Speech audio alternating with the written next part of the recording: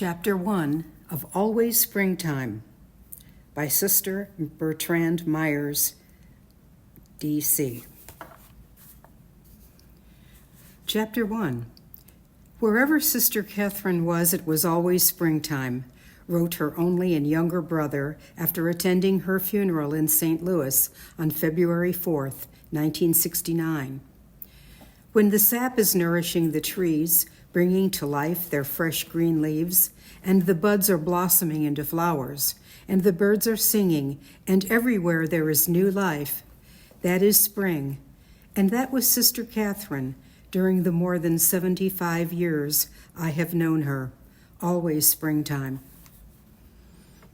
The whole community of Daughters of Charity felt that same sense of unconquerable joy that Sister Catherine radiated, and like an irresistible magnet, it drew sisters and lay people alike to seek her out in time of personal sorrow or distress, knowing that they would always find an answer to their problems in the wisdom of her advice and counsel, or sometimes just in her silent, intelligent listening. She not only has the special gift of joy, many sisters used to remark, but she has the even more remarkable gift of passing it on to others. It is not only what she says that comforts and cheers one in trouble, but she seems to infuse one's soul with joy while she speaks and listens to you. More than one sister wrote about Sister Catherine after her death. I know just how the disciples on the road to Emmaus felt when our Lord met them.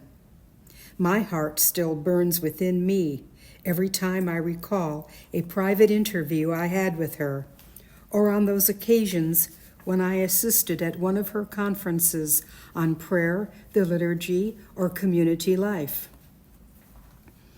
Sister Catherine had not only the spirit of joy in abundance, but she seemed to have all 12 fruits of the Holy Spirit and all 7 of his gifts. But given is not the word, for Sister Catherine earned, by cooperation with grace, every virtue that became an integral part of her strong but complex character. It would be much easier to write a eulogy of Sister Catherine than to tell her life as it was down to the last moment of her 82 years. But that would be to withhold the inspiration that comes from witnessing the growth and development of a self-made saint who used every opportunity God granted her to follow uncompromisingly, though very humanly, the rough road of the Gospels, which she knew was essential to any attempt at following Christ. Sister Catherine was born in the then somewhat small town of Texarkana, Texas, December 9th, 1886. In the community of the Daughters of Charity, the occasion of recalling her birth date always gave rise to the lament, "Oh, sister, if only you had arrived the day before, you would have been born on the great feast of the Immaculate Conception." In return, Sister Catherine could be counted on to deadpan, "Oh, I really did arrive on the 8th, but nobody got around to noticing me until the morning of the 9th. She was baptized Margaret Sullivan, a fact that caused her unfeigned suffering until she was nearly 9 years old. She was a remarkably precocious child, blessed with a striking quickness of mind and a loving heart.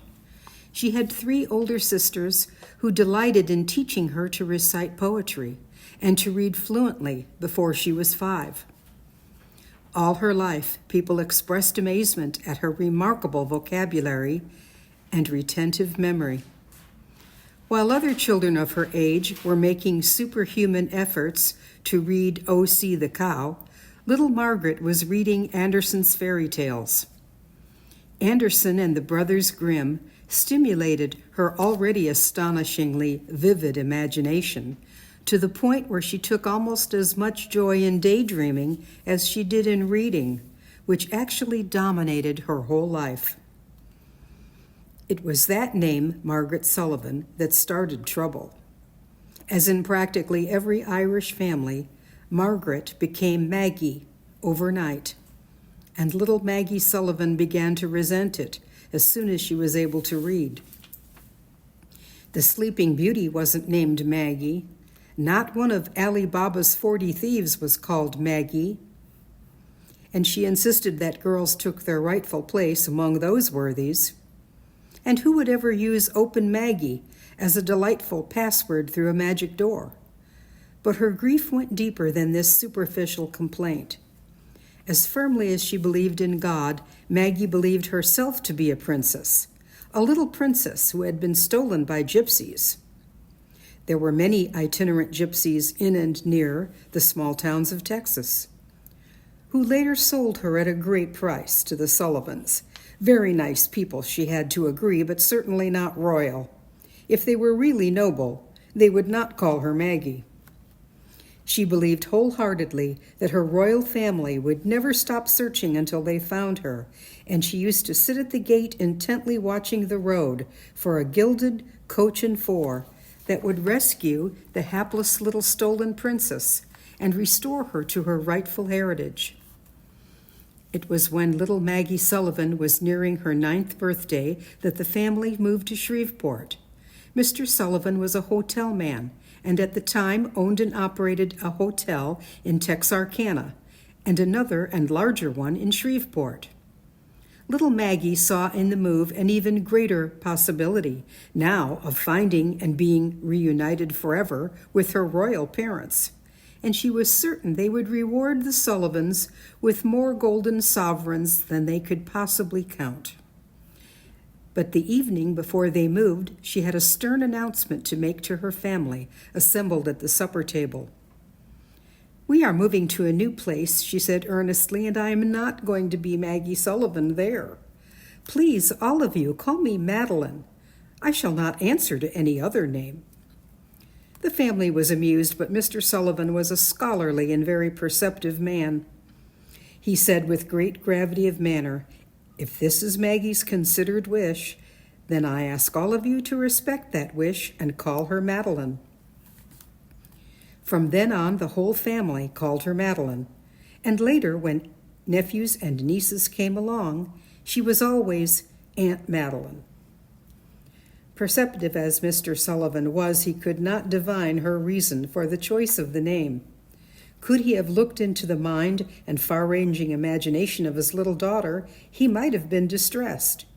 The royal family from which he had descended, the precocious Maggie cum Madeline, had progressed in heraldry to a crest, to a castle, but above all, to a name. Her royal mother was Lady Maud Summerfield. Her father, the Duke, called his little princess Maudie.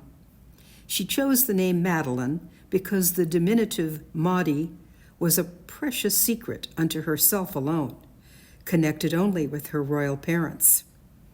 To Madeline's lively imagination, Maudie became daily more real. The family had hardly settled down in Shreveport when Madeline took to going to the local post office 3 or 4 times a week. "Is there a letter here for Maudie Summerfield?" she would ask. Madeline was a cute little girl who attracted attention wherever she went. The mail sorter was a rather curt, no-nonsense spinster of uncertain age, but she took Madeline's question quite seriously. She would rifle through a stack of letters and feel sorry when she had to say, "No, there's nothing here for Maudie Summerfield. Better luck next time." But the many next times wore her sympathy down, so that when she saw the hopefully expectant little face of Madeline pushing the heavy door of the post office open, she would call in exasperation from her cage, "No, little girl, there's nothing here for Maudie Summerfield." Nothing daunted, the next morning Madeline would slip into the post office, approach the cage, and pushing a dime through the opening, would timidly ask for 10 one-cent stamps. While her spinster friend was counting out the stamps, Madeline would ask timidly in a very small voice, "Is there an important letter in general delivery for Miss Maudie Summerfield?"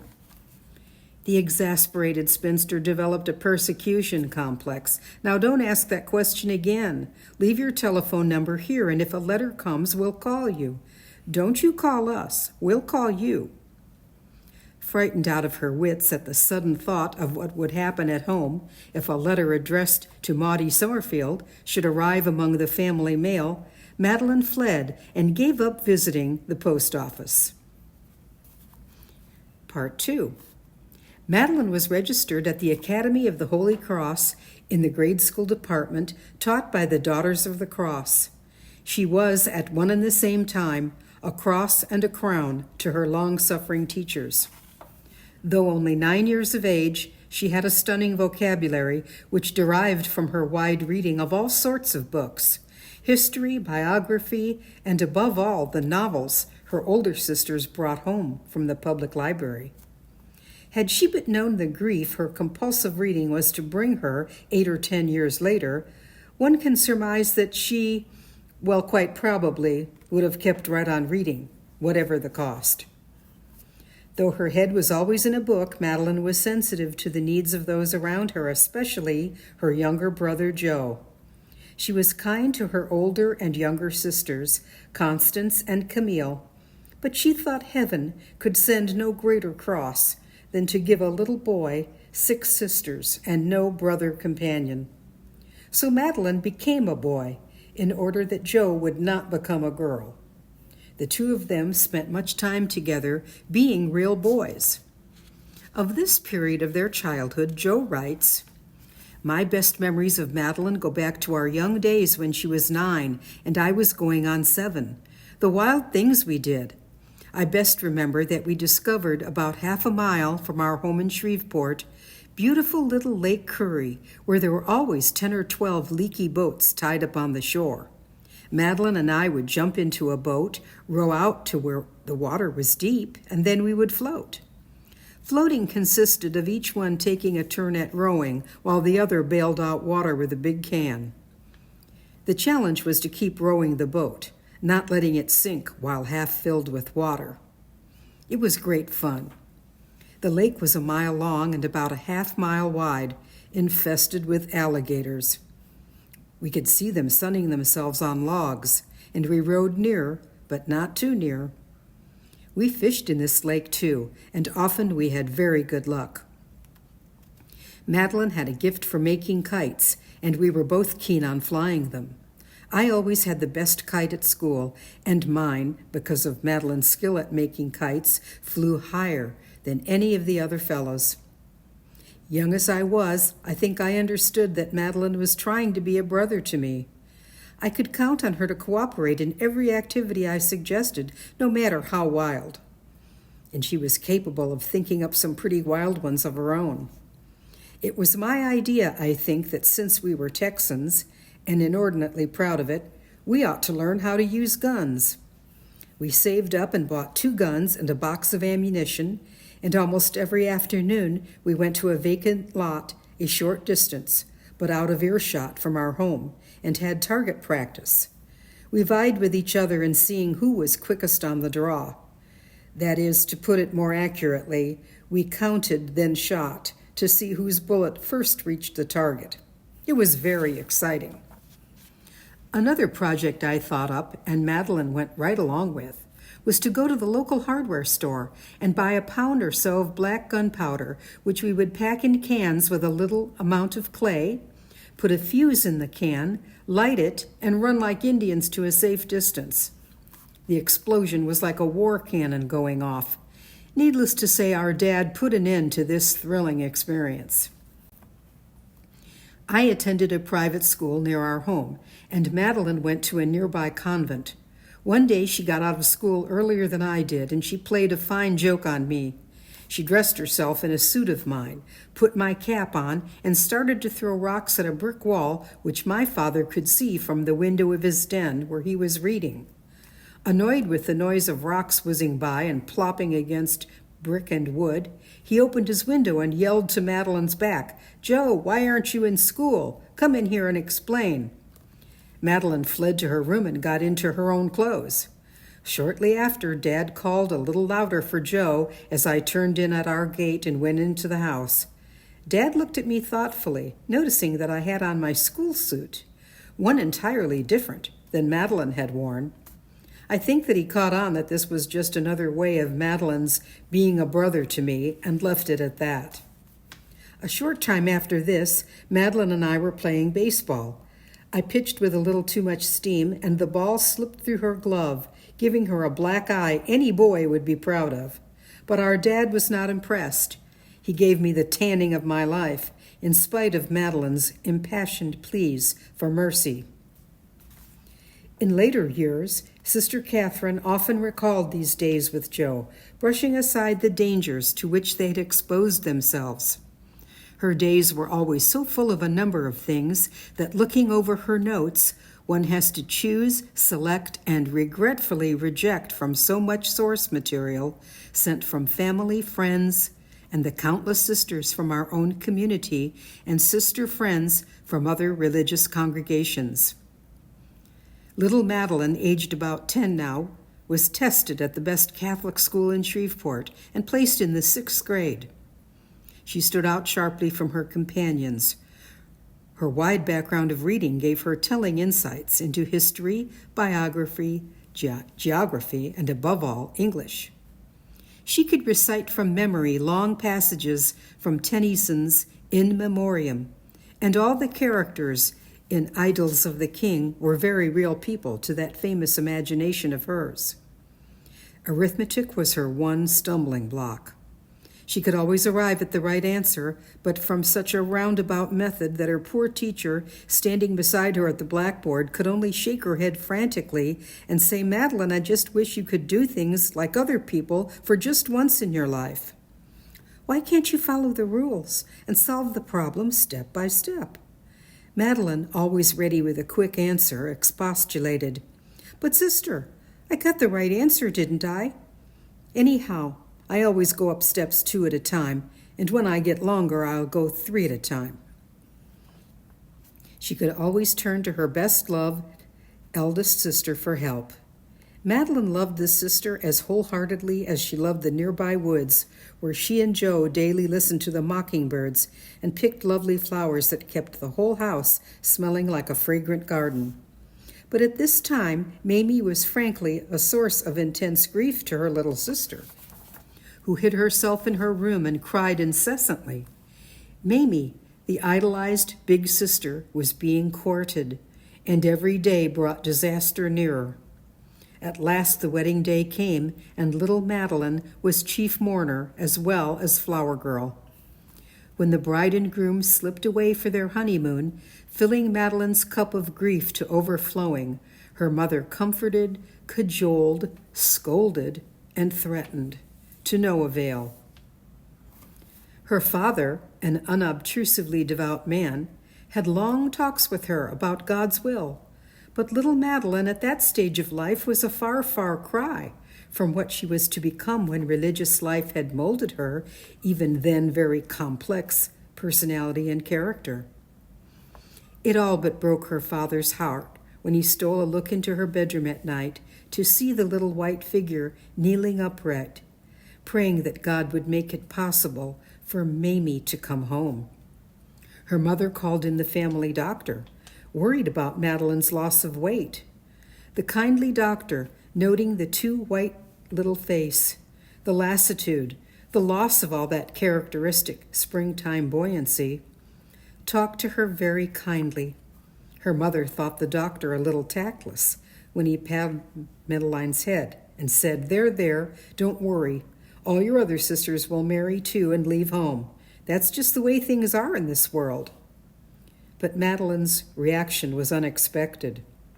"They can all move away as soon and as far as they want, if only Mamie will come home." For the first time in many days, Madeline's face brightened with hope. The family felt relieved, but suddenly it was plunged into unexpected grief. All but Madeline. Just 6 months after the wedding that had dazzled all Shreveport, Mamie was a widow, and after the funeral returned home to a sorrowing family. All but Madeline, whose joy knew no bounds. Take a break.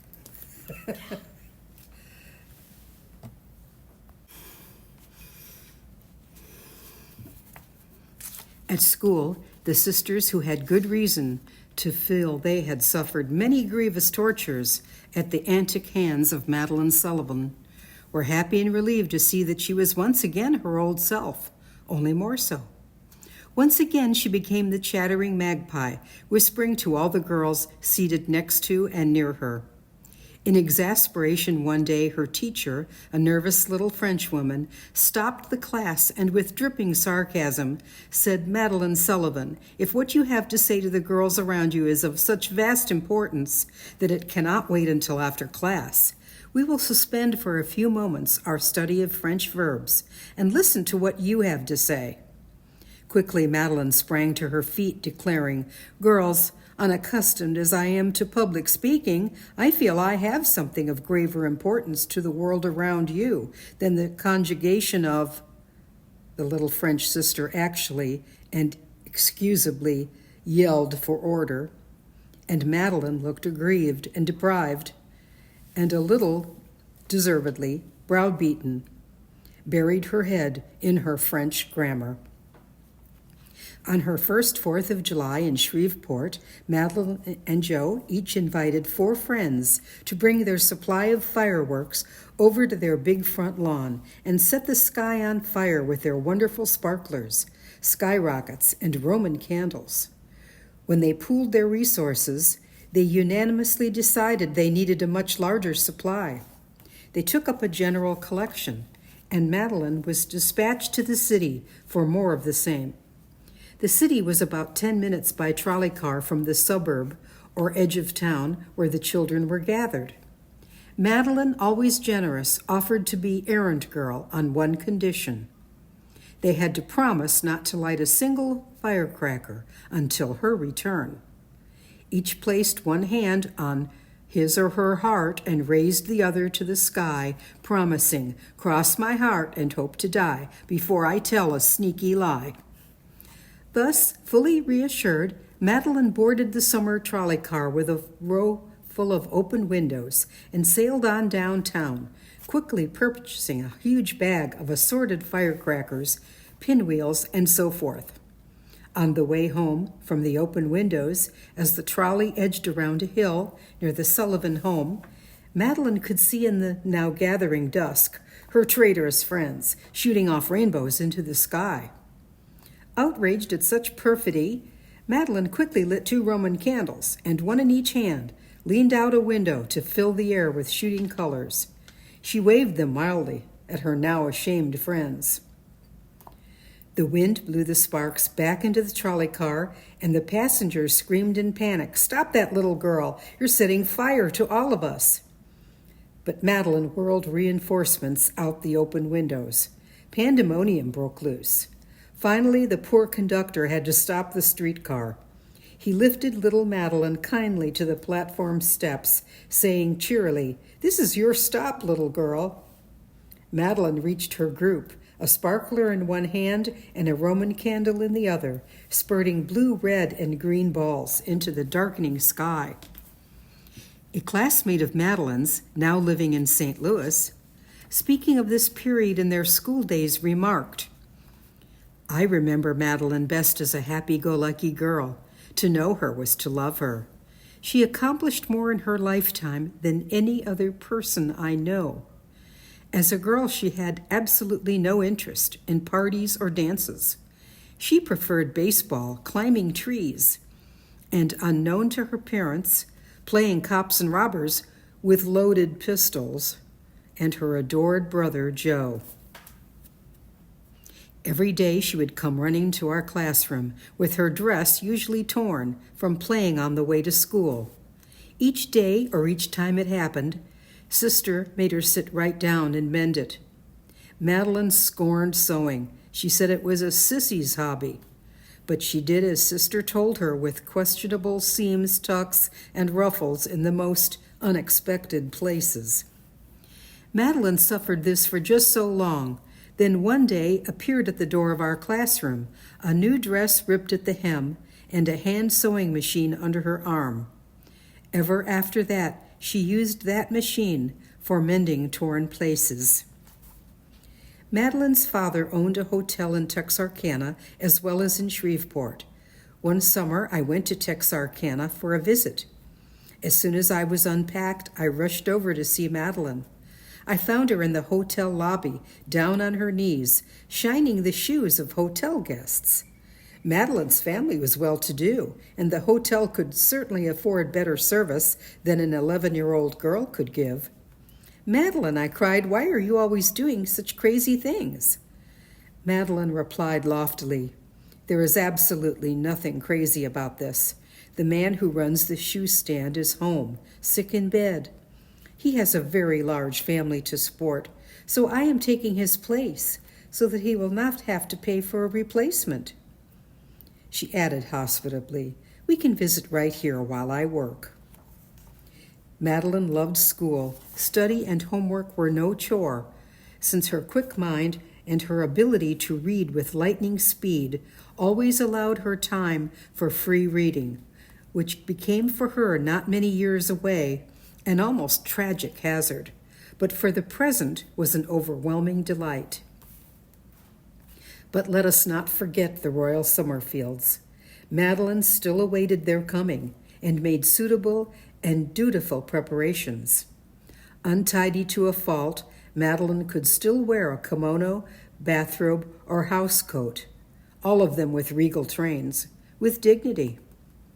A book on her head held high, she would slowly glide up and down the backyard to improve her carriage. After all, she had a royal goal. This rich imagination of Madeline's was indeed a gift, though not without its hazards, and in her adult years, adequately disciplined, was appreciated by everyone who knew her well. But at this age it took disturbing forms, for after Mamie's return, Madeline thought much about, of all things, death. This had very little to do with her brother-in-law's death, except for the possible remembrance of seeing him at first hand, lying in his coffin amid flowers and overwhelming tears. But again, so unlike the later woman, the community molded into a strong, outgoing, joyous daughter of charity. Little Madeline enjoyed her own treehouse, where no one ever dared intrude on her special half-hour visit each day. There she reflected deeply on the superficial aspects of death. Down to the last detail, she planned her own funeral. A lavishly beautiful white casket, bedecked with the kind of wildflowers she and Joe picked in the woods, faithfully continuing to keep the house supplied. She selected the girls she liked best in class for her pallbearers.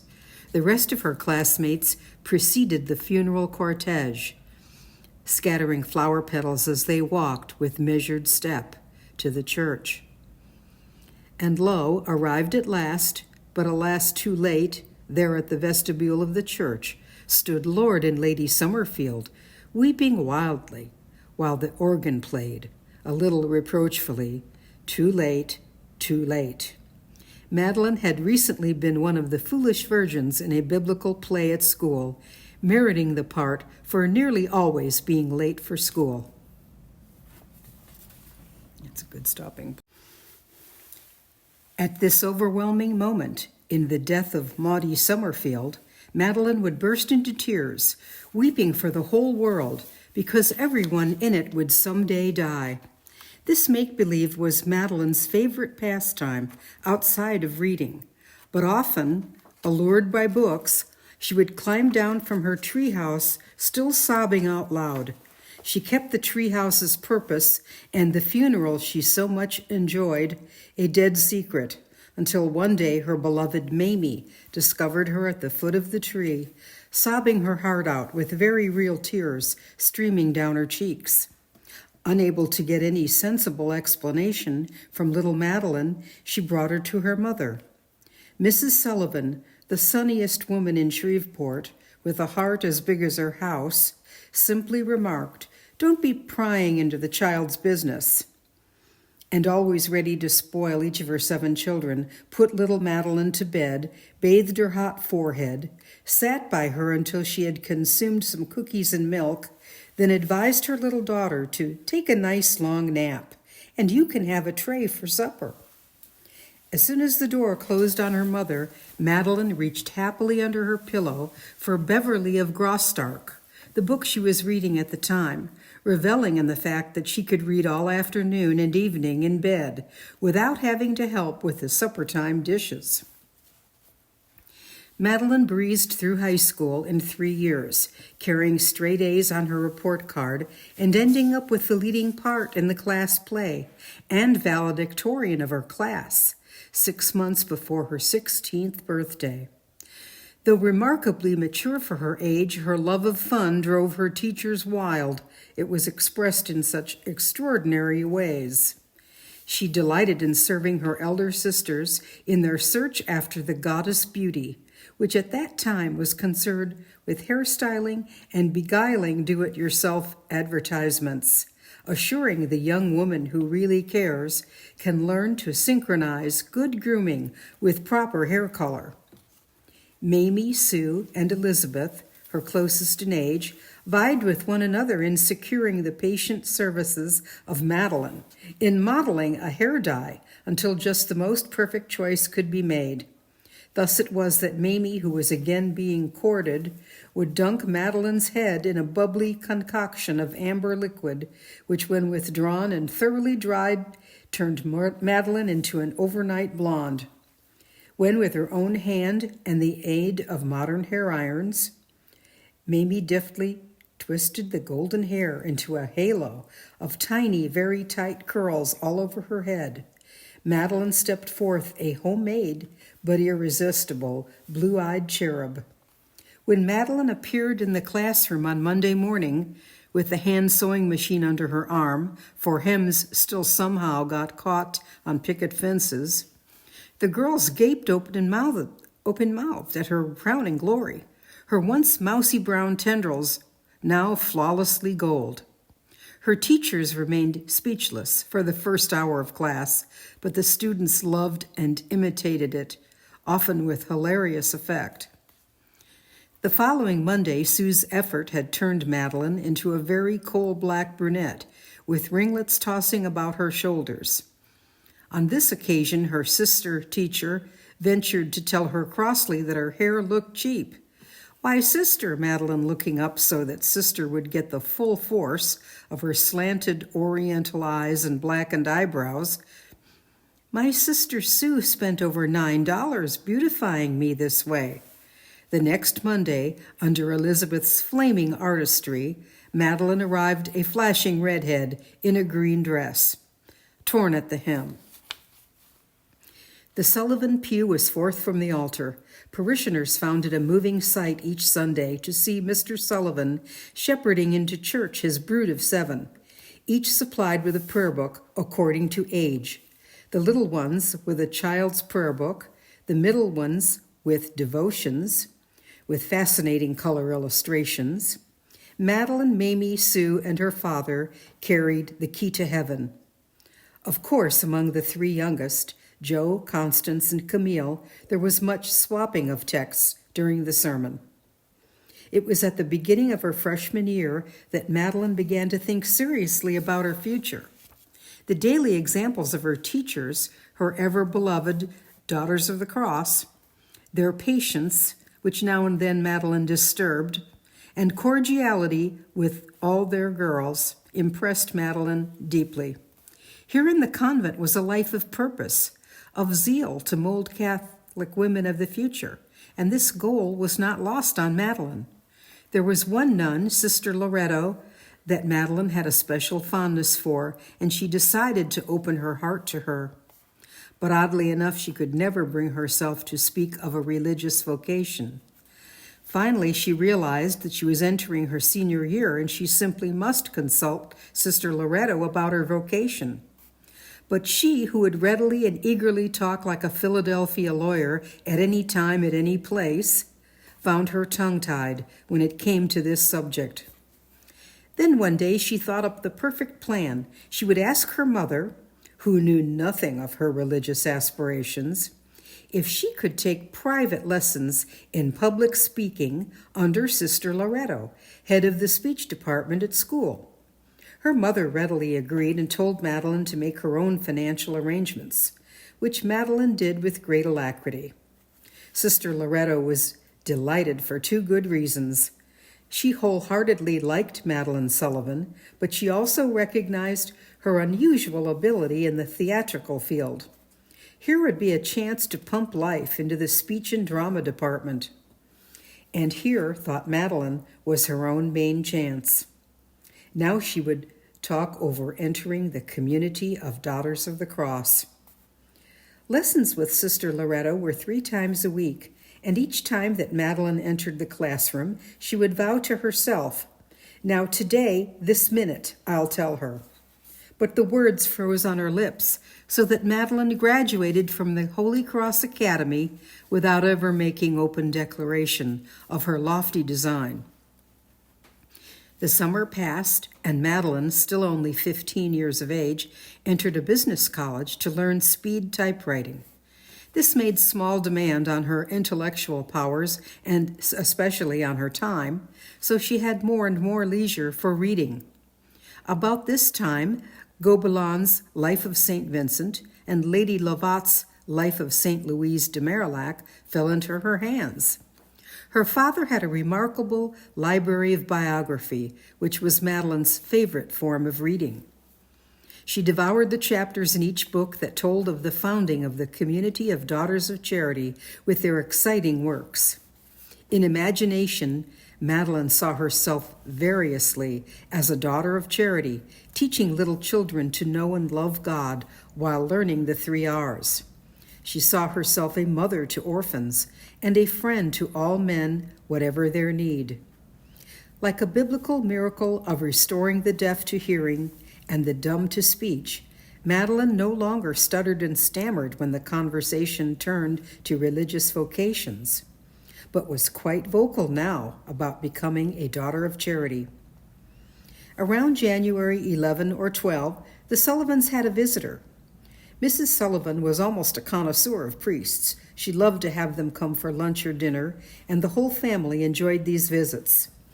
This time, by some coincidence, it was a Father Sullivan, Society of Jesus, no relation, who stopped over in Shreveport between trains en route to Dallas, Texas.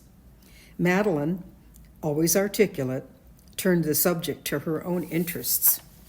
"Father," she said, "do you know any Daughters of Charity? I know New Orleans is full of them, but I've never seen one." Madeline let down the net, and it came up loaded to the breaking point.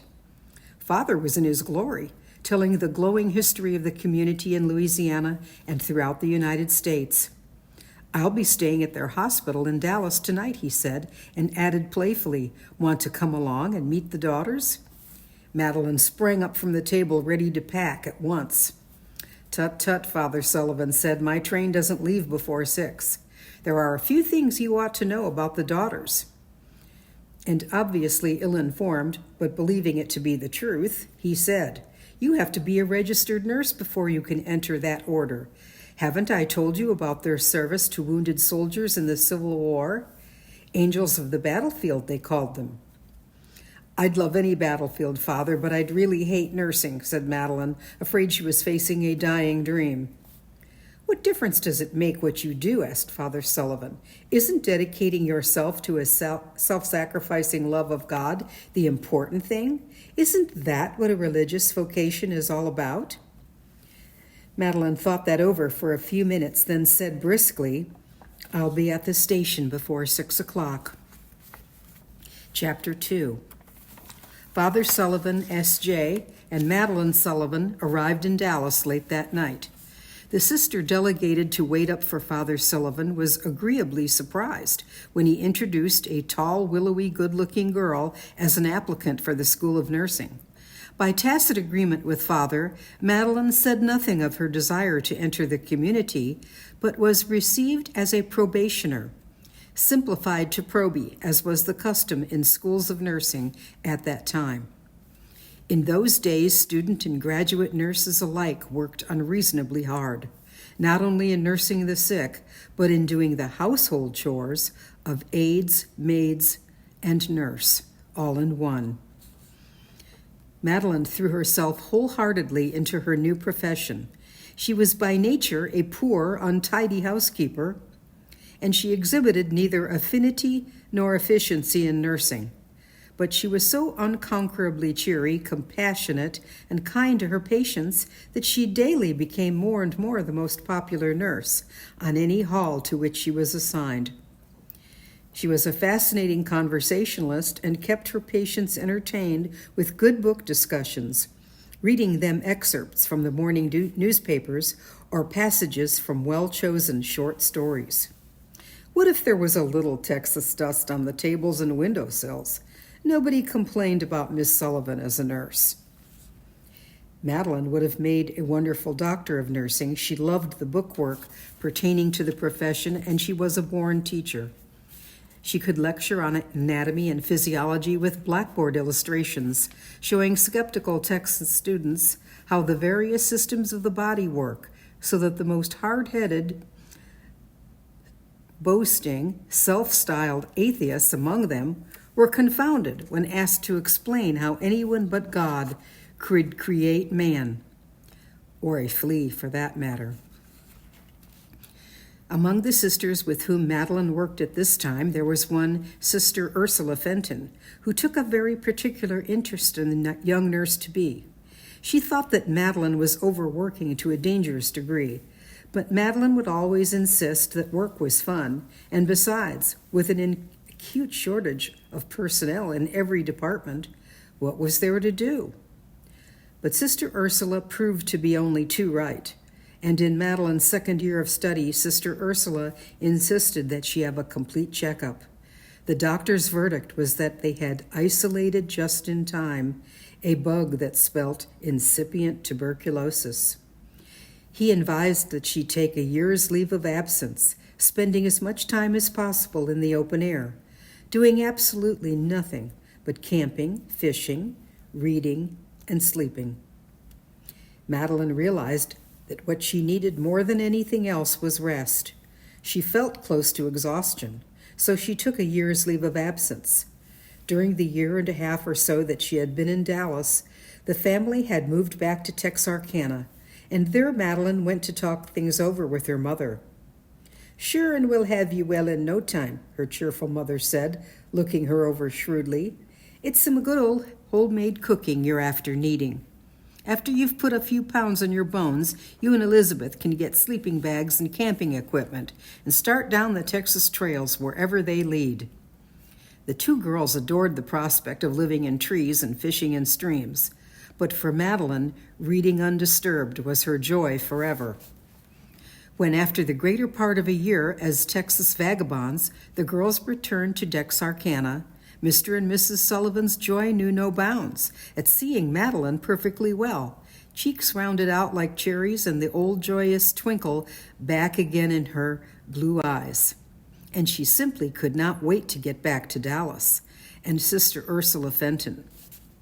Once again, back in Dallas, Sister Ursula met her with the news that she had been missioned to Providence Hospital in Waco, Texas, where she was to found and organize a school of nursing. At that time, Waco was a very Protestant town. It still is. And starting a school of nursing would be a difficult task. Sister Ursula asked Madeline to come to Waco with her and finish her training there. In a spirit of "whither thou goest, I go too," Madeline was pleased and happy to pioneer in the School of Nursing. She was the only student for the first semester. But somehow, more girls were attracted to the school, and in another year they had a satisfactory number of probies. Again, Madeline was the highest-ranking student in a class of 1. In Waco, Madeline met two sisters who were to figure significantly in their life. One was the sister servant, which is the title the Daughters of Charity have given the local superior during its more than 330 years of existence. Sister Gabrielle Murtaugh was something of a rigorist, a person with strong views, but rather narrow in her outlook on persons, places, and things. She took a dim view of Madeline's colorful personality. The other person of importance to Madeline was Sister Stella Lacey, on whose hall she served. Sister Stella loved fun, and Madeline was right there to supply it. She worked under Sister Stella's guidance, and her generosity became a legend, passed on to students in their first year of training. Sister Gabriel Murtaugh felt that Madeline was forming too strong an attachment to Sister Stella, so she sent for her one day to go into the matter. Her opening gambit was, "Miss Sullivan, you love Sister Stella very much, don't you?" "Oh, my, yes," answered Madeline, her face lighting up with smiles, "and I love Sister Ursula, too. Why, sister, I love just about everybody." Sister Gabriel was quiet for a moment. "But I think," she said, "you are attached to Sister Stella." In Madeline's vivid imagination, she saw herself in kaleidoscopic pictures: a horse attached to a buggy, an electric light attached to a switch, a kite attached to a string, and herself attached to Sister Stella. She did not want to laugh, but her dimples in both cheeks gave her away. Sister Gabriel took a sterner attitude. "Stop laughing," she ordered. "You can never be serious for 10 minutes at a time." It was the worst possible moment for Madeline to come out with what she did, but, for weal or woe, her face was no longer smiling. "Oh, sister, I can be very serious when the situation calls for it. In fact, right now I'd like to talk to you about something very serious. Sister, I want to be a daughter of charity as soon as I graduate." Sister Gabriel closed her eyes and turned very white. Madeline, believing that Sister Gabriel was in a state of shock, tiptoed from the room. "At last," she said to herself, "I got it out into the open. I've told her, and now I can really begin to plan my future." But the direct result of the interview was that Miss Sullivan was changed from Sister Stella's hall and replaced by someone less susceptible and certainly less fun. In changing her place of duty, Sister Gabriel told Madeline, "Now remember this, I forbid you to put your foot on Sister Stella's floor." A short time later, Sister Stella was in the diet kitchen. In those days, more than 60 years ago, there was one on each floor from which meals could be prepared and served. Sister Stella, preoccupied and worried, suddenly heard a bumping and a banging and a pushing.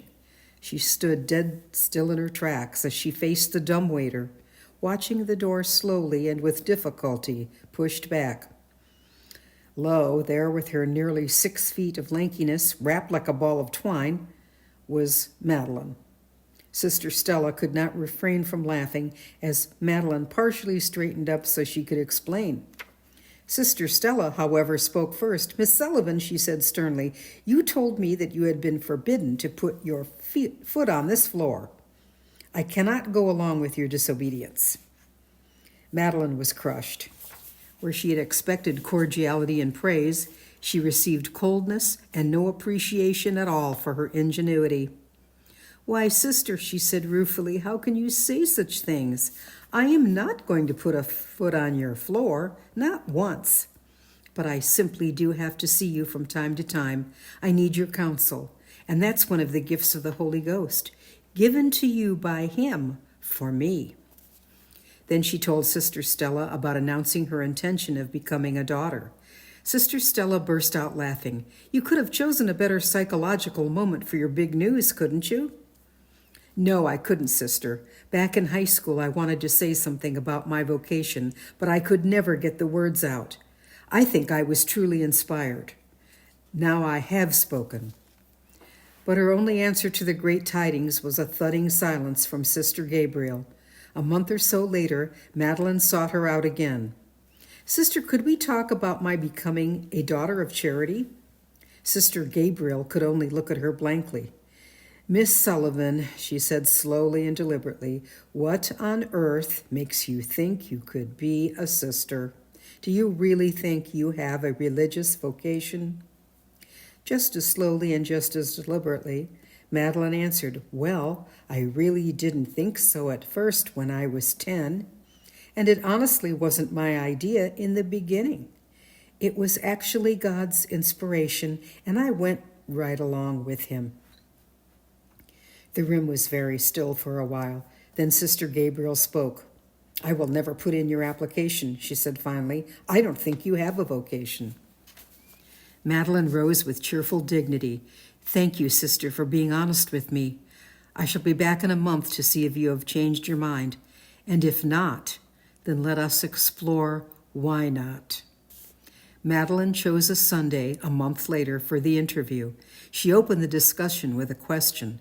"Sister Gabriel, just why are you so unwilling to send in my application to enter the community?"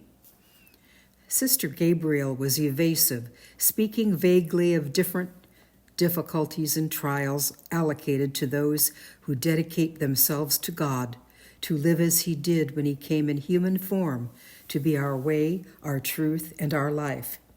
Madeline listened, weighing each word intelligently, and then defended herself. "Don't you think I could, with spiritual guidance, learn to be a good religious?" When there was no answer to this question, Madeline was almost angry. "Sister," she said, her voice trembling, "you have something specific in mind about me, and I want to know what it is." Then the skies opened, and one accusing sentence fell on her ears like thunder. Sister Gabriel said, "You read too much." Madeline looked aghast at her. "Is reading a bad thing?" she asked rather faintly. "Well, of course," Sister said in a kinder tone, "the lives of the saints, some helpful spiritual writers. But what do you read?" She asked in harsher tones. "You read the Life of Napoleon. How can his example help you? You read those silly Ouida books, all the rage in the 1900s. And raising her eyes to heaven, you read flamboyant love stories." Madeline was honestly bewildered. "Sister Gabriel," she said earnestly, "if one plans to reject the world with all its foolishness, don't you think it is wise to know, even vicariously, what one is rejecting?" Sister Gabriel had no time for philosophizing. "You asked me why I won't put in your application, and I've told you," she said with a sigh of relief, that this preposterous question was settled forever. But she underestimated Madeline's persistence. After long moments of silence between them, Madeline spoke. "Sister, they used to say at home that I seem to need reading the way other people need air and food and drink. But it's a small sacrifice to make for our Lord. If I promise you that I will not read so much as a newspaper for 1 whole year, will you apply for me then?" Sister Gabriel, who believed that Miss Sullivan could not last a week without breaking down and reading, eyed her with a sparkle in her eye. "Yes," she said, more touched at Madeline's earnestness than she would permit herself to show. "Yes, if you'll promise me that you will not open a book except your textbooks. I will write your application at the end of a full year." Madeline promised joyfully, asking warily, however, "Is this a promise from you, too?" Sister Gabriel promised quite solemnly, to feeling quite sure she would never have to write that application.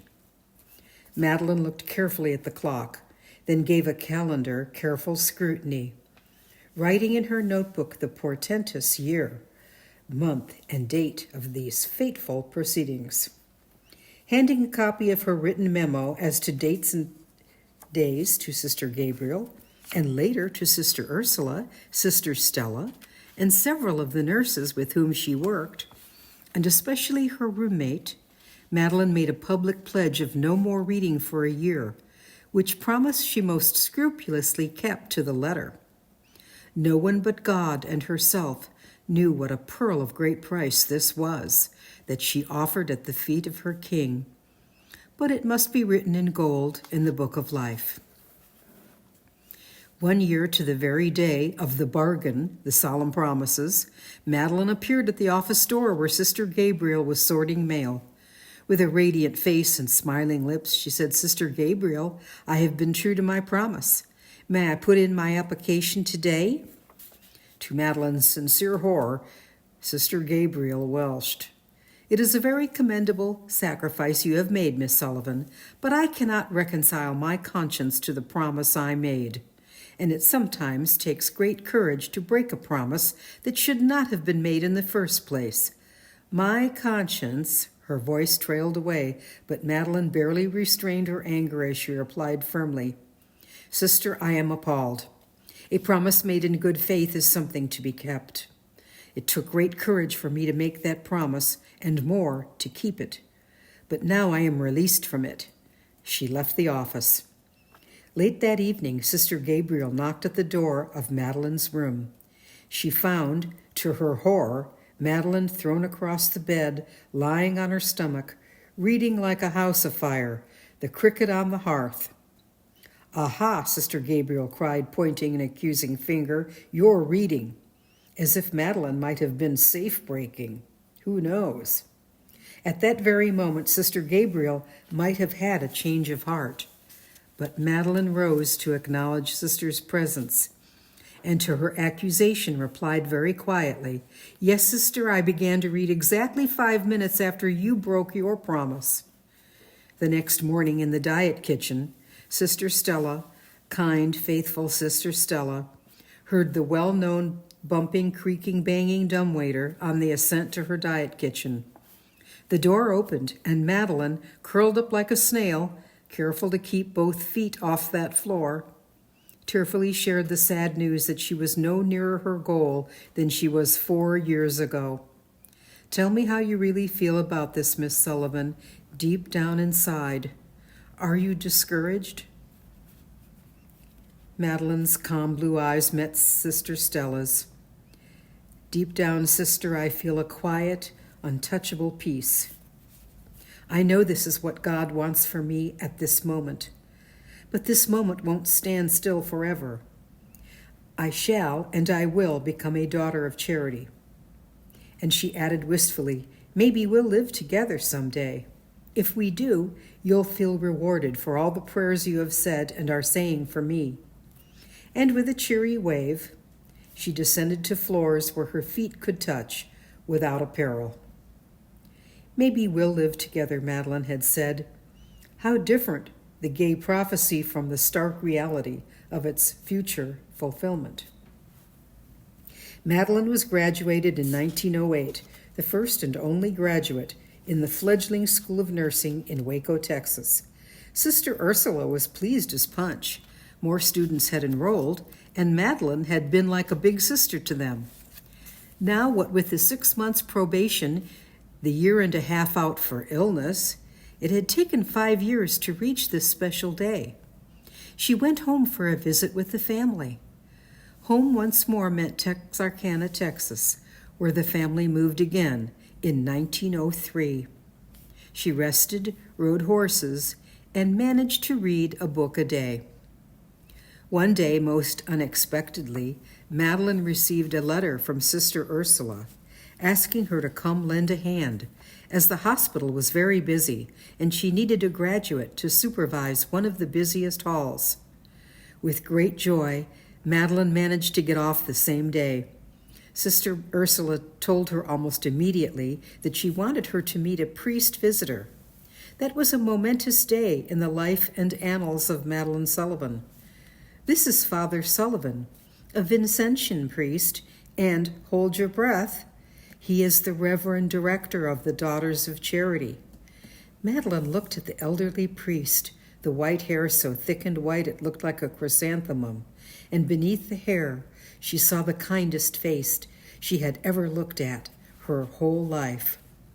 Sister Ursula quietly withdrew from the parlor, and that day began a long and wonderful friendship which lasted 19 years.